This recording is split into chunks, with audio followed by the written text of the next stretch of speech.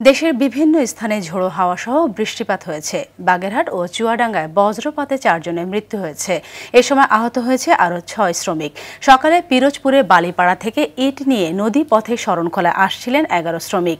নদীতে ভাটা থাকায় শরণখোলার বান্ধাঘাট এলাকায় খালের মধ্যে অবস্থান নেয় শ্রমিকরা। সকালে ঝোড়ো হাওয়া সহ বৃষ্টি শুরু হয়। এ সময় বজ্রপাতে ট্রলারের 8 শ্রমিক আহত হয়। এরই মধ্যে মোস্তফা ও মিলন নামে 2 শ্রমিক ঘটনাস্থলেই মারা যায়। এদিকে টানা তাপপ্রবাহের পর চুয়াডাঙ্গায় স্বস্তির বৃষ্টি হয়েছে। সকাল থেকে শুরু হয় মুষলধারে বজ্র বৃষ্টিপাত।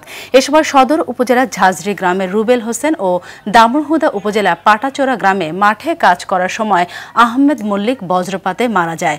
বৃষ্টি হয়েছে টাঙ্গাইলেও। শুক্রবার মধ্যরাত থেকে শনিবার সকাল পর্যন্ত জেলায় 87 মিলিমিটার বৃষ্টিপাত রেকর্ড করেছে আবহাওয়া অফিস।